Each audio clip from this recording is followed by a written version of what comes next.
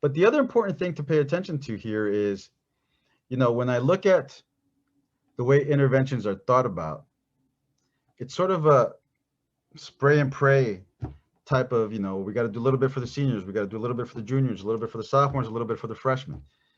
And the problem is we have limited resources, so we can't be all things for all people.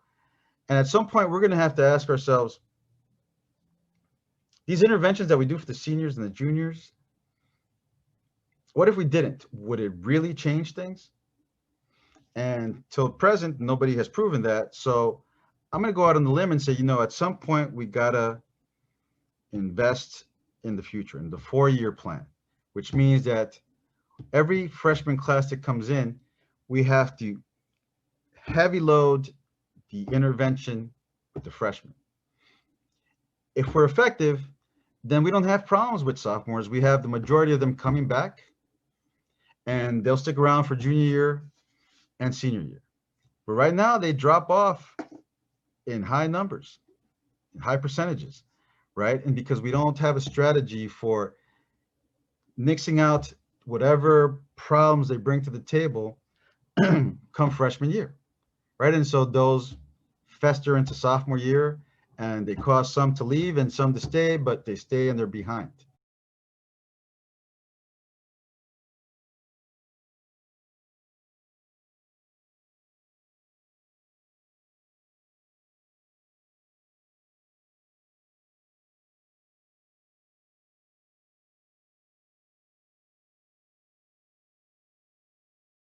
Alrighty, and so at some point we have to look at the class that started, the freshman class that started in 2017.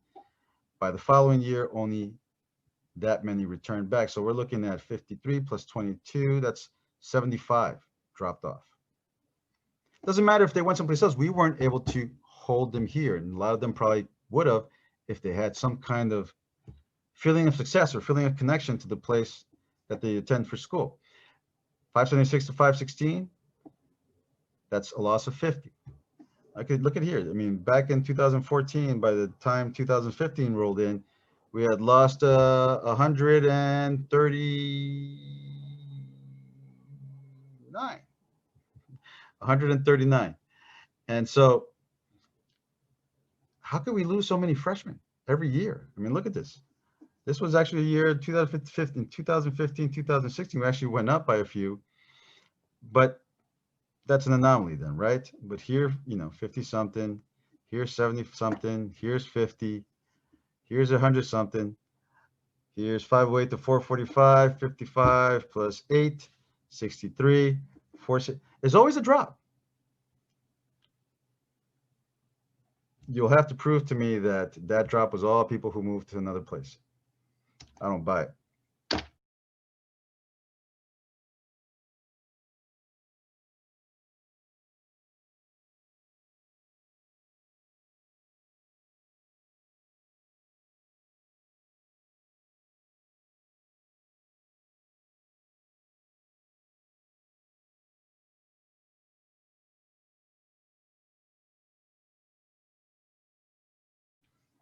All right, so let's keep going here. And I offer some recommendations. We'll come back to those. But here's one thing I will say. Making charts like these and piecing together data like this takes time. And so that's not your job, whether you're the teacher, the coordinator, principal. This is an IT from the district job. But we have to define what data we want to look at and decide, what we're going to do with that information. Because if we don't get the information in the way that we truly need it, then it'll be for naught. Which is why in one of my recommendations, I say, we should be planning right now for next year already. So the timing is off in this whole planning process as well. All righty.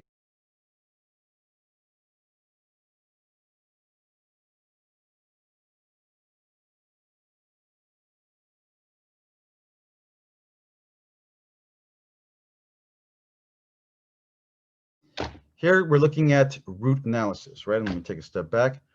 Root cause analysis is what I'm trying to say. And so this is from the 2020-2021, plan. And here we're asking specifically about root cause, underlying issues. So the question can be rephrased: what is the reason that we have a graduation rate of only 81.5%? Why don't we have a graduation rate of 100%? And what are the things we're going to do about it, right? So starting with the why. And what is stated here is that we're a Title I school. 68% of our students qualify for free or reduced lunch, and that increased by 3%. In addition to that, 28% of our students are bused in, as I guess must be something new. Buses didn't exist when we were kids, I suppose, because apparently that is something new to deal with as a cause for the students not making the mark. But let's keep going on. Let's see, what else do I want to share here with you? Okay, we're going down to the third to last. The first bullet says many of our students are at low Lexile reading level, so they can't read and write at grade level. Okay, fine. When did we just discover that? I mean, that's still the problem. So it makes it difficult for them to make inferences and connections when reading academic and narrative text. That looks like it came out of a textbook. And this deficiency is reflected in their H or G course. Bottom line, kids aren't reading at grade level. Okay, that's all you needed to say. There is a great need for math skill support for our students. Yes, this is part of a nationwide dialogue. Why are we overstating the obvious? What is the root cause, right? I don't even see a list of the specific skills. You did for reading, but not really. And then Venice High School, listen to this one. Venice High School also has a large number of students that have socio-emotional struggles that hamper their academic achievement. I want to see you prove that, because I have social-emotional struggles, and I went to UC Berkeley and UCLA's Graduate School of Education, despite my social-emotional struggles. So here's the funny part, the pot calling the kettle black.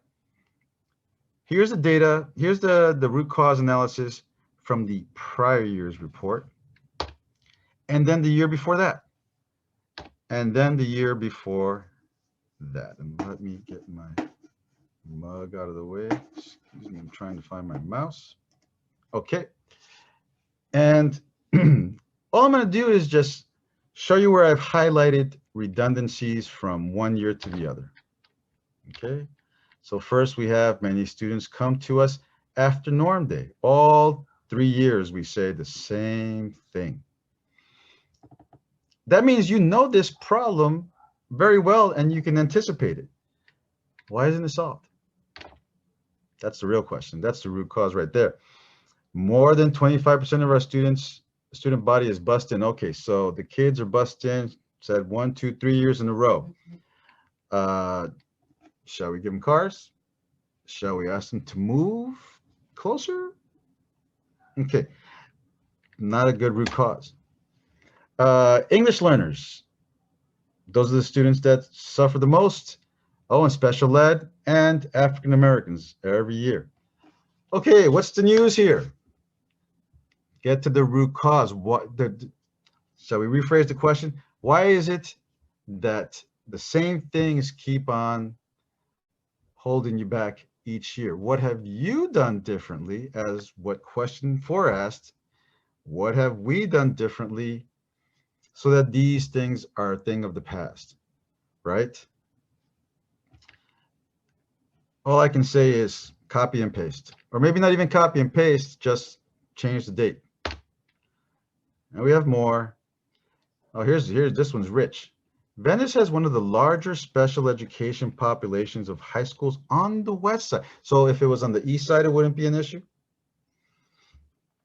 And don't you get more money because you have more special ed students, which gives you the capacity to address their needs more effectively? And let's not take for granted the fact that Venice High has to have one of the largest gifted populations I've seen on the school plan ever before, and I've seen a couple 100. 28% gifted.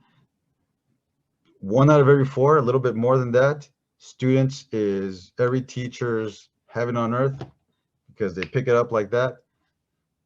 See how things balance out? We're not asking the right questions is what I'm saying. And I got a feeling that if somebody else besides myself read this closely, they would disagree with that. These are the root causes. These are the students we serve. These are the customers. The customers are always right. You get the picture.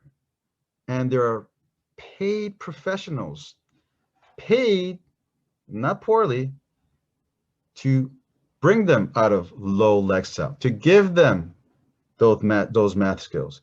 But if you're teaching geometry and the kids can't name a triangle, but you insist on teaching geometry for starters, that's your sin, right? Okay, and it keeps on, the redundancies keep going on and on and on. And this is an old saying that the formula for insanity is to continue doing things the same way and then expect different results. So parents, do you understand why I'm asking you to get involved? These are your kids they're talking about. These are your kids they're talking about, and they're not coming up with good solutions because they're not even stretching their imagination when they're identifying the problem. Let's accept the fact that maybe they're misguided and incorrect in their analysis of the problem, but to just copy and paste it every year, that's called lazy. And so, yeah, I have this slide. Oh, it's the kids. Nobody talks about how well the plan was implemented the past 3 years. You know, do you have to continue repeating the same interventions because you didn't do it right the last time? Or did you just copy and paste? I'm sure somebody else would have said, wait a minute, this looks just like last year's plan, which leads me to believe very few people have read it. And you can't expect people to follow a plan if you don't share it with them. Okay. You know, one of the things here, this last bullet matters, which is, you know, there's going to be a place where the plan talks about the parents and how they let them get away with anything and they have no consequences. That's a good way to talk about your most important stakeholder.